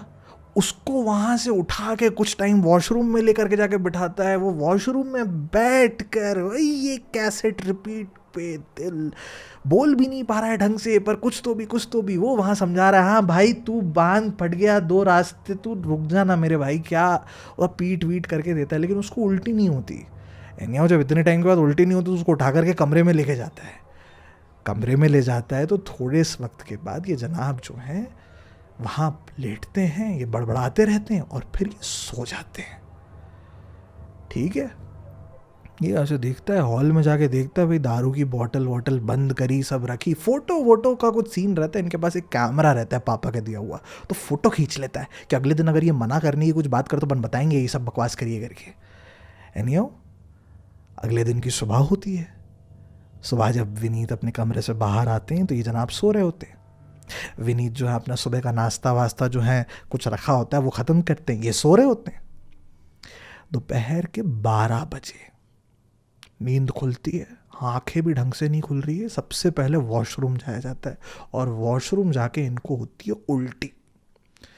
वहाँ से बाहर निकलते हैं तो विनीत ऐसे खड़ा हुआ होता है और भाई जाके ब्रश उठा के ब्रश करने के लिए और सुपर हीरो, हाँ बात बता, किसको बचाया, क्या किसको बचाया, तेरा बांध फटा ना, फिर किसको बचाया, क्या बोल रहा है। अरे मैं तो बोल रहा हूँ अभी, तू चुप साले, तू एक बात बता। और आके उसका ऐसे मुंह था ना, मुंह से पकड़ देता है, बात बता तेरे, मैं जब मैं बोल रहा हूँ दारू पीते साथ में तेरे समझ में नहीं आई, कल तू बैठा खम्मा निपटा रहा है। वो मैं कहाँ से मिली, लेके आ गया था मैं यार, यहाँ तो थोड़ा धीरे बोल। धीरे क्यों बोलूँ, जम के बोलूँगा, तूने रात को मेरी नींद खराब करी, तेरी सुबह क्यों अच्छी हो बे। प्रणव क्या बोले, प्रणव को कुछ समझ में नहीं आ रहा। अरे रुक जा 2 मिनट के लिए, रुक जा मैं रिपीट पे चलाता हूँ मैं तेरी। अरे मैं रात को मैं रट के बैठा हूँ, अभी मैं बोलता हूँ ठीक है। 3 मंशागर है, 5 रास्ते हैं, और बांध फट गया मेरे भाई, डैम फट गया तो किसको बचाएगा, क्या याद नहीं तेरे को है। कल रात ऐसा कैसेट पे ला ला ला ला ला ला वही एक ही बात तो क्या बक रहा था मेरे भाई। और जब हैंडल नहीं होती इतनी पीता क्यों है, और ये क्या, तू मेरे को बताना तो चाहिए भाई, दोस्त है अपन यार, पहली दारू साथ में नहीं पी तूने। क्या बोला मैंने भाई, 3 रास्ते नहीं, 3 मंशागर, 5 रास्ते, और तेरा बांध फट गया। प्रणव ब्रश को लेकर रूम के अंदर चले जाता है और दरवाजा बंद कर देता है। ये बाहर जाकर ठोकता है, अबे क्या हो गया, ओए हेलो। ओए समझ में नहीं आ रहा इसको क्या हो गया अचानक से। ठीक है अब छड्डो, उसको दूसरे काम होते हैं। विनीत अपना काम कंटिन्यू करता है। शाम को आता है तो उसे प्रणव नहीं मिलता। ठीक है होगा कुछ अपना। ये किस्से के बारे में जो है दिशा को और रितिका को अभी बताया नहीं जाता। उसका प्लान था कि जब ये भाई अभी वो नूडल्स वाली बात तो खत्म नहीं हुई है ना, तो जब उसके लिए मिलेंगे तो करेंगे। और अगला दिन छुट्टी था क्योंकि वो पानी जो था गया नहीं था। हफ्ता भर कुछ हद तक ऐसी बारिश और ये सब थोड़ा बहुत चलता रहा। हफ्ते के एंड में कॉलेज लगा 1-2 दिन, ये लोग कॉलेज गए। दूसरे दिन जो कि फ्राइडे था, प्रणव कॉलेज का फर्स्ट लेक्चर अटेंड करता है और फिर चले जाता है। उसको कुछ पता ही नहीं विनीत को ये कहाँ चला गया। उसको ढूंढता है, देखता है, एक ही क्लास के थे। खैर वो सब हो जाता है, वो घर पहुंचता है, घर में जाके देखता है तो ये घर पे रहता है। तो क्यों आ गए वापस, ये कुछ ऐसा कहता नहीं अपने में थोड़ा, भाई सुन तो, क्या हुआ, कुछ प्रॉब्लम है क्या। नहीं कुछ नहीं भाई, देख यार कुछ है तो बता दे भाई। तू नवी के बाद जब से आया तब से तू थोड़ा पता नहीं अपने में कुछ खोया खोया सा रहता है, दारू वारू पी रहा पता नहीं क्या। देख मैं किसी को बताया नहीं हूँ, लेकिन तू मुझे तो बता दे कम से कम, कुछ दिक्कत है तो। नहीं ऐसा कुछ नहीं। वो कह के वो बोले भाई तो एक बात बता, जो तू बोल रहा था जो भी बकवास कर रहा है ना, ये तो क्या मंशागर और ये वो क्या बोल रहा है, तो तेरे को कुछ प्रॉब्लम है क्या? एकदम से ऐसी वो बात उठती है ना तो टॉपिक बदल देता है प्रणव। नहीं वो ऐसा कुछ नहीं, और वो पता नहीं वो जैसे ही वो टॉपिक उठे तो वो पसंद नहीं करता उसको। विनीत भी कहता है ठीक है यार कुछ होगा, अब शायद अब खुद से ही बता देगा, लौंडे हैं, लौंडों में ऐसे ही चलता है ना यार कि ठीक है बता देगा शायद खुद से होकर के, इस उम्मीद में बैठते हैं। उम्मीद गजब ये हो जाती है कि सैटरडे की छुट्टी पे कुछ घर में इमरजेंसी है बोल के जनाब जो है अपने घर लौट जाते हैं। कौन? प्रणव। विनीत कहता है ठीक है,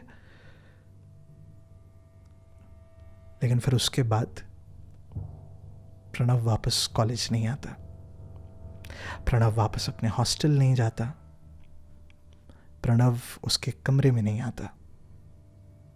उन्हें समझ नहीं आता क्या हो गया। दिशा और रितिका भी पूछते हैं कहाँ चला गया, पता नहीं। एक हफ्ता बीत जाता है, दूसरा हफ्ता बीत जाता है,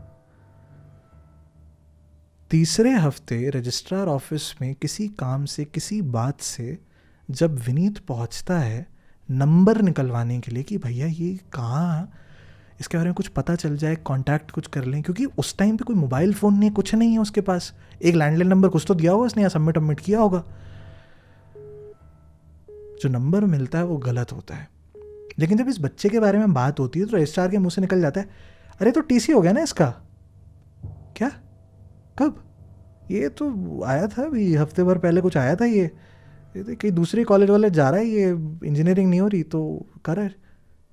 कॉलेज शिफ्ट कर लिया? विनीत को पता ही नहीं होता इस इंसिडेंट के बारे में। मतलब इतनी अच्छी खासी दोस्ती थी, यार थे, बातें करते थे, कॉलेज चेंज करने से पहले कुछ बताया भी नहीं, कुछ बोला भी नहीं। उसको थोड़ा सा रूड लगता है, उसको समझ नहीं आता क्या हुआ, पर जिस नंबर पे कांटेक्ट कर रहा है वो नंबर जो है गलत है, जो लैंडलाइन नंबर कॉलेज में दिया हुआ है वो फर्जी होता है। क्या करें? खैर इन्हीं सब सोच विचारों में एक बड़ा इंटरेस्टिंग इंसिडेंट होता है जब यहाँ बैठ करके हमारा कौन विनीत जब ये पूरा किस्सा बैठ करके दोनों को सुना रहा होता है, बालचंद्रन जी को, लेखा जी को, तो लेखा जी के चेहरे पे जैसे एक हल्का सा डाउट सा होता है। बेटा ये सेकंड सेमेस्टर में तुम बोल रहे हो ना? जी सुनो तो सेकंड सेमेस्टर में, ये सेकंड सेमेस्टर में घर कब आया? नहीं आंटी वो सेमेस्टर ख़त्म हुआ था, वो ब्रेक लगा था, तो वो 20-25 डेज़ वाला जो रहता है उसमें वो नहीं, वो घर नहीं आया है। नहीं वो आया होगा ना, घर नहीं आएगा तो कहाँ जाएगा? अरे नहीं आया, मैं कह रही हूँ ना वो नहीं थे। रुको तुम। और वो कुछ सोचने लग जाती हैं, और जब वो सोचती हैं तो उनको एकदम से क्लिक होता है। उनकी बहन यानी कि प्रणव की मौसी के घर ये लोग चले गए थे उस त्योहार, जब उन्हें पता चला था कि प्रणव को ज़्यादा लंबी लीव नहीं मिली है, और चूंकि उसका अगला सेमेस्टर चालू होने से पहले कुछ प्रिपरेशंस भी करनी है, तो वो उन छुट्टियों में घर नहीं आ पाएगा। 20-25 दिन की छुट्टी मिली थी। लंबी लीव मिली है इसका क्या मतलब है? लंबी लीव थी? उसने झूठ क्यों बोला? ये इंपॉर्टेंट नहीं है। इंपॉर्टेंट ये था अगर प्रणव ने घर पे ये बोला और वो अपने घर नहीं गया तो 20-25 दिनों तक ये जनाब कहाँ थे, क्या कर रहे थे? उस रात ऐसी कौन सी बकवास बात उसने अपने उस दोस्त के साथ करी? क्या वो वाकई बकवास था? क्योंकि यहां पे बाला साहब के मन में एक बात छिड़ चुकी थी, लेकिन इतने में वहां पे जो डॉक्टर्स और नर्सेज होते हैं वो इन्फॉर्म कर देते हैं कि उसको थोड़ा सा नॉर्मल सेडेट कर दिया, वो अभी कंपैरेटिवली ठीक है, लेकिन वो विनीत से मिलना चाहता है। ठीक है, अंदर जाते ही साथ विनीत जो है उसके साथ दोबारा से वो सारी बातें करता है। प्रणव उस फालतू सी कही हुई लाइन को याद रख रहा था, 3 मंशा घर और वो रास्ते, बांध का फटना, ये सब उसको कुछ तो याद था, एग्जैक्टली नहीं पर कुछ तो याद था। विनीत उसके साथ और भी बातें करने की कोशिश करता है। इतने में जो बाला है वो भी कमरे में आ जाते हैं। वो भी सुनना चाह रहे थे क्या बात हो रही है यहाँ पे, उसे कुछ समझ में नहीं आता। विनीत अपनी तरफ से पूरी कोशिश करता है कि वो दिशा और रितिका के बारे में याद दिला सके, क्योंकि उसके अलावा कोई दोस्त ही नहीं बचे इसके उसके पूरे कॉलेज में। कुछ तो याद आए इसको यार, ताकि वो एक धागे से दूसरा तो जोड़े। क्या भी यहाँ क्या बात करें, उसे कुछ भी याद नहीं आता। कई कोशिशें करी जाती हैं, एक के बाद एक, एक के बाद एक, एक के बाद एक, और उसके बाद एक और लाइन बताई जाती है जहाँ पे विनीत दोबारा से पूछता है, अबे तूने जो दारू वारू इतना सब पी के रखा था, उस रात अपन किसी का इंतजार कर रहे थे ना, किसका? नहीं, लेकिन उसे ये याद होता है कि उस रात दारू पी गई थी। दारू पीने के बाद कुछ तो हुआ था, एक ऐसा इंसिडेंट। जब ये सारी बातें चल रही होती हैं, वो सारे काउंटर क्वेश्चंस चल रहे होते हैं, बालाचंद्रन एक बात समझ जाते हैं। प्रणव एक ऐसा लड़का जो अपनी मम्मी को नहीं पहचान रहा, अपनी बहन को नहीं पहचान पाया है, अपने पापा को जब रिकॉग्नाइज कर भी रहा है तो उनको डिस्क्रिप्शन में अपने पापा वाले रिलेशंस बहुत कम लिखे हैं उसने, बट उनको एज ए डिटेक्टिव उसने ज्यादा लिखा है। इतनी कम चीजें उसको याद हैं, लेकिन दारू में धुद्ध होने के बाद एक बकवास उसको इतनी ट्रिगर कर जाती है। दैट लाइन एक्चुअली में, those lines had something to do with whatever happened during that festival of Navi. कहाँ गया था ये 20-25 दिन? अगर घर नहीं आया तो कहाँ गया? क्या हुआ उस टाइम पे? ऐसा क्या हो गया एक नॉर्मल सा लड़का जो है वो दारू वारू जैसी चीज़ों के पीछे लग गया? There was something. नशे में की हुई कोई बकवास बात नहीं थी ये. There was something. Bala needed to find that. कुछ और बातें होती हैं, पर फिर प्रणव के केस में कोई प्रोग्रेस नहीं होता। वहां से विनीत उस रात वापस नहीं लौटता, बल्कि 2 दिन और रुकता है। बाला साहब अलग अलग सवाल जवाब करते हैं, वो उनको भी जवाब देने की कोशिश करता है। वो लोग रोज जाकर उससे मिलते हैं, but there was no progress. 2 दिन के बाद विनीत हैड टू रिटर्न। उसका काम था और अब वो इससे ज़्यादा छुट्टी अब ले नहीं पाता, because there was some project that was still pending. Balachandran और लेखा जी हाथ जोड़कर थैंक यू बोलते हैं उसको। छोटी चीज़ नहीं करी थी उसने, कोई काफ़ी मदद कर दी थी उसने इस केस में। ये नहीं पता कि मदद सही डायरेक्शन में है कि पता नहीं क्या है, बट थैंक यू। उसके जाने के बाद बालाचंद्रन अब धीरे से, वो कहते हैं ना कि आपकी कला को जब आपने बहुत समय से इस्तेमाल ना किया हो तो उस पर थोड़ा सा जंग लग जाता है, थोड़ी धूल जम जाती है। वो थोड़ी जंग और थोड़ी धूल धीमे धीमे से हट रही थी। चंद्रन वापस अपने उस पुराने खेल की तरफ आ रहे थे। ही वाज अंडरस्टैंडिंग, चीज़ों को जोड़ने की कोशिश कर रहे थे, बट कुछ चीज़ें जो उन्हें समझ में नहीं आ रही थी वो ये थी कि उसने वो क्या बकवास करी थी अपने दोस्त के साथ बैठकर। मोर इम्पॉर्टेंटली, ये कहाँ चला गया था वो 20-25 दिन? लेकिन इन सब का जवाब शायद इस शहर में था ही नहीं। अब सवाल ये घूम रहा था कि इसने आर्कियोलॉजी का कॉलेज क्यों सिलेक्ट किया। चलो ठीक है, आर्कियोलॉजी का कॉलेज सिलेक्ट किया, आर्कियोलॉजी करने का शौक था, पेपर दिया तो अच्छे नंबर आए, अच्छे इतने आए कि वो किसी बेहतर यूनिवर्सिटी में जा सकता था। क्यों नहीं गया? वहां जाने के बजाय वो एक ऐसी यूनिवर्सिटी में चले जाता है जो 3rd टायर को बिलोंग करती है in the field of archaeology. क्यों? इतने अच्छे नंबर लाने के बाद भी एक ऐसा कॉलेज क्यों? वही कॉलेज क्यों? उस शहर में ऐसा नहीं वो इकलौता कॉलेज था, और भी थे, वो अकेले क्यों? ये सारे सवाल एक के बाद एक के बाद एक जो उनके मन में घूम रहे थे, वो और भी कई सवाल पैदा कर रहे थे। जैसे कि हमारा जो प्रणव है, ये भाई साहब 3rd ईयर में इंटर्नशिप नहीं कर रहे थे, बल्कि अपने उस आर्कियोलॉजी कॉलेज के 2nd सेमेस्टर से उसने इंटर्नशिप करना शुरू कर दी थी, जिस बारे में ना तो उसने कभी कॉलेज को बताया ना अपने घर वालों को बताया। क्यों? क्या चल रहा था प्रणव के मन में? ऐसा क्या हो गया अचानक से? एक रेगुलर से, एक नॉर्मल से बच्चे की लाइफ में कि वो सडनली ऐसे अजीब और गरीब डिसीजंस लेने लग जाता है।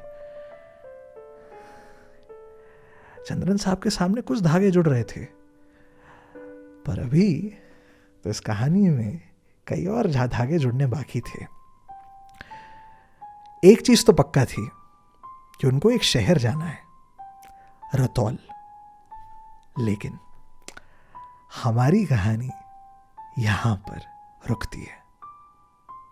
एक ऐसा लड़का जिसको कभी भी आर्कियोलॉजी जैसे सब्जेक्ट का दूर दूर तक इंटरेस्ट नहीं था, वो आर्कियोलॉजी ले लेता है, उस कॉलेज में चले जाता है। कॉलेज में जाकर कॉलेज नहीं जाता, किसी इंटर्नशिप ज्यादा जाता है। क्यों? इन्वेस्टिगेट करना था। लेकिन अब दो लेंसेस थे बाला साहब के सामने। अब देखो, मिस्टर बालाचंद्रन के सामने एक तरफ कुछ यूं है कि शायद रतौल का वो शहर जरूरी है, वो शहर इंपॉर्टेंट था, जगह इंपॉर्टेंट थी। जो भी प्रणव का ये जो सोचना और उसका जो ये केस और ये क्या है, इन सब का जवाब रतौल जगह पे था। Place was important. दूसरा लेंस जो उनके सामने था, वो उनको ये दुनिया दिखा रहा था कि रतौल जगह इंपॉर्टेंट नहीं थी, रतौल में कोई इंपॉर्टेंट था। यानी प्लेस नहीं, पर्सन। आगे का जो इनका इन्वेस्टिगेशन है और आगे की हमारी कहानी की जो ये धार है, ये उसी दिशा में जाएगी जहां पे आप फोकस करते हैं। Ladies and gentleman, dear listeners and my dear GT8 family, आपके सामने दो रास्ते कुछ इस तरह से हैं। पहला रास्ता, हमारे बालाचंद्रन साहब शहर पे ज्यादा फोकस करेंगे, जगहों पे ज्यादा फोकस करेंगे, कॉलेज पे, उस इंटर्नशिप पे, जगहों पे ज्यादा फोकस करेंगे। दूसरा रास्ता कुछ यूं है कि बालाचंद्रन जी जो हैं वो रतौल में किसी को ढूंढने की कोशिश करेंगे और वो अपने मन में एक पर्सपेक्टिव लेकर चलेंगे कि उनका डेस्टिनेशन एक इंसान को पकड़ना है, एक इंसान को ढूंढना है। कौन? क्या पता, जगह क्या पता। गेम यहां पे ये नहीं है कि हिंट क्या है, गेम यहां पे ये है कि आपके हिसाब से कौन सा साइड ज्यादा जरूरी है, जगह या कोई इंसान। एविडेंसेस क्या दोनों की तरफ है या एक तरफ ज्यादा है या दोनों के लिए नहीं है? Well, it's absolutely up to you, क्योंकि आपके सामने दोनों रास्ते डाल दिए गए हैं and the time for voting begins now. Instagram पे भी बाय द वे इस बार वोटिंग होगी, ठीक है? पिछली बार हमने नहीं रखी थी। यूट्यूब पे जो वोट्स हैं वो आपको पता ही है कि नीचे मैं कमेंट करके डाल देता हूँ, तो सबसे मोस्ट लाइक्ड में आपको ऊपर ऊपर में ही मिल जाएगा। इंस्टाग्राम पे हम लोग दोनों ऑप्शंस जो है उनको पिन कर देंगे। एपिसोड नंबर 4 की कीमत वही है जो एपिसोड नंबर 3 की थी, 250 स्टोरी शेयर्स। जैसे ही ये स्टोरी शेयर्स मेरे ट्रेलर को मिलते, प्लीज़ ट्रेलर के अलावा कुछ और शेयर मत करना यार। तुम लोग वो सब शेयर करते हो, मुझे इतना बुरा लगता है कि यार तुम लोग इतना प्यार भी दिखा रहे हो, लेकिन हमको ऐसे मिलके एक पे फोकस करना है, ठीक है? इंस्टाग्राम हेल्प नहीं करता, तो ऐसे अपन मिलके अपन कोशिश करेंगे। बट ध्यान रखना, जब भी वोट करो दूसरे लोग क्या कह रहे हैं सुनना। मैं ये नहीं कह रहा उनसे कन्विंस हो जाना, पर सुनना। हो सकता है किसी रास्ते में ज़्यादा लाइक नहीं हो, लेकिन वो रास्ता या वो जो सजेशन है, वो जो हिंट है, वो किसी ने बहुत प्यारा डाला हो। पिछली बार में तो ऐसे ही हुआ था। खैर, this was the second episode, नहीं the third episode. I am so sorry. अगली कहानी, इसके आगे की कहानी और फिर क्या हुआ ये सुनाने के लिए मैं तो ज़रूर आऊँगा। सवाल सिर्फ इतना सा है, आप सुनने आएंगे?